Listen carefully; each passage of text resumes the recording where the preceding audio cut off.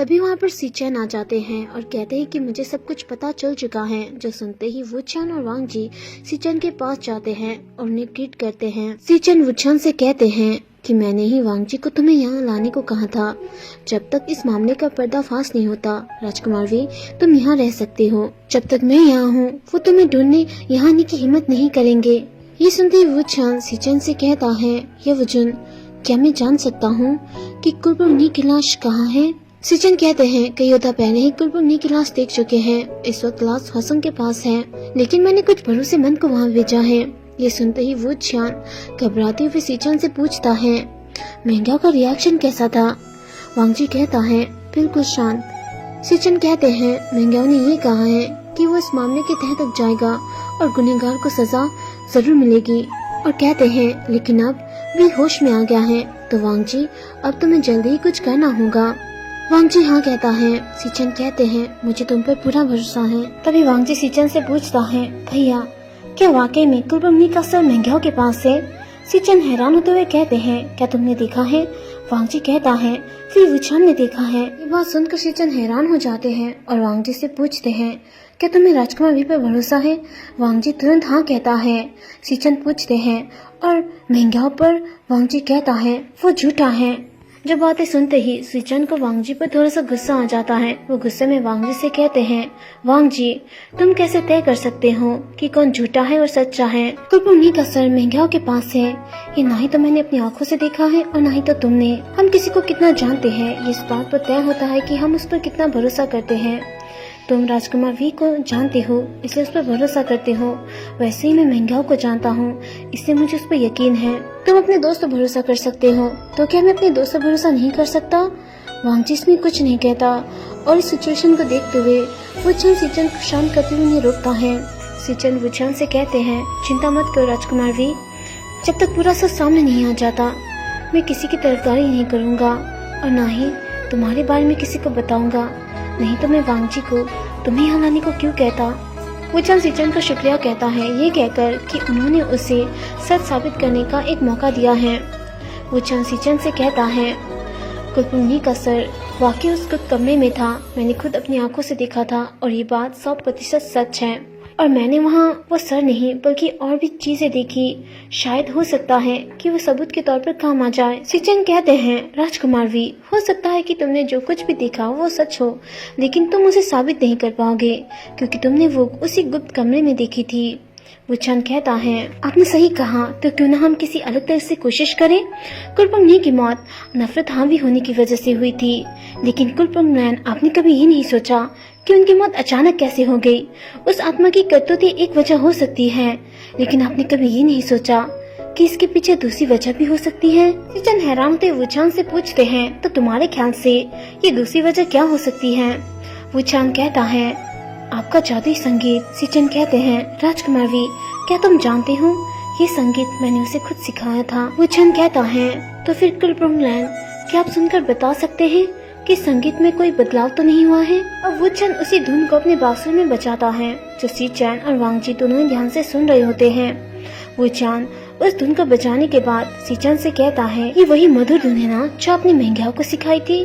सीचैन हाँ कहते हैं, लेकिन वांग जी कहता है, ये धुन स्पष्ट नहीं है। ये सुनते ही वुचान सीचैन से कहता है, क्या ये धुन महंगाओ ने खुद सुनी थी? सीचैन हाँ कहते हैं। वुचान हैरान होते हुए कहता है, ये धुन वाकई मुश्किल है, तो जिन महंगाओं ने किसी आसान धुन को चुनने की बजाय इसे ही क्यों चुना?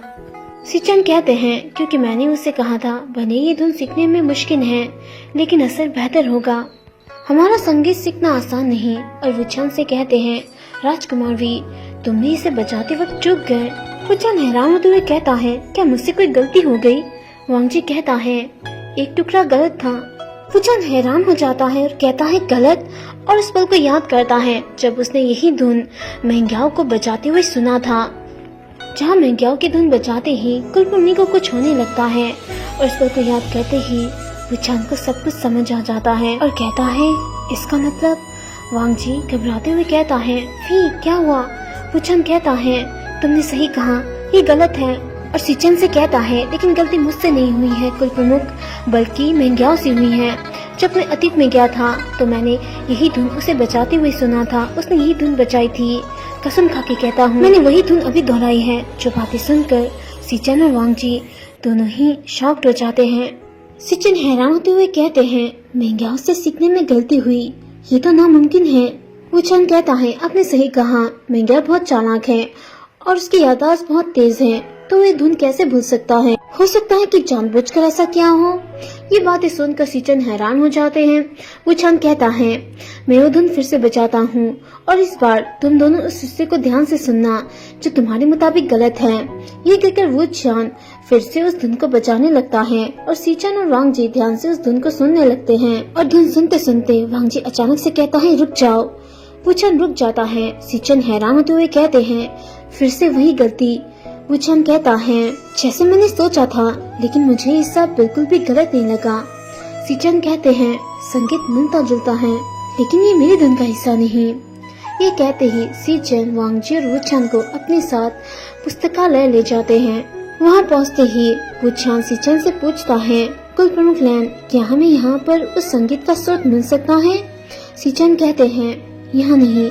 जो बातें सुनकर वुचान हैरान हो जाता है। अब सीचन उसी पुस्तकालय में छुपी हुई गुप्त कमरे को खोल देते हैं, जो देखकर वुचान चौंक जाता है। वांग जी उससे कहता है, ये गुप्त कमरा है। अब वो तीनों ही उस गुप्त कमरे के अंदर चले जाते हैं। उस गुप्त कमरे के अंदर सारी प्राचीन किताबें होती हैं। वहाँ पर पहुँचते ही सीचन एक संगीत की किताब निकालते हैं और वांग जी को थमा देते हैं। वांग जी उस संगीत की किताब को ले लेता है और उसे खोलकर बीना पर धुन बजाने लगता है, जो ध्यान से वुचान और सीचन भी सुन रहे होते हैं। उस धुन को बजाने के बाद वांग जी उस किताब को वुचान को लाकर देता है और जैसे ही वुचान उस किताब को पढ़ता है, वो हैरान होते हुए कहता है, इस किताब में जो कुछ भी लिखा है वो तो उथल पुथल मचाने वाले संगीत है। सीचन कहते हैं, ये डोंगिन का प्राचीन संगीत है। कहते हैं इसमें हमारे पूर्वज द्वारा रचा हुआ शैतानी संगीत भी शामिल है, जो उन्होंने अपने सफर के दौरान डोंगिन में सीखा था। इस किताब का संगीत अगर अपनी आत्मिक शक्ति से बजाया जाए तो लोगों को नुकसान पहुंचा सकता है। शरीर कमजोर होना, ध्यान विचलित होना, आत्मा कमजोर होना या बेहोश हो जाना। अगर आत्मिक शक्ति मजबूत हो तो 3 सुरों में ही दुश्मन की जान ले सकती है। इतना सुनते ही वुचान सीचन से कहता है, ये वही है कुल प्रमुख लैन।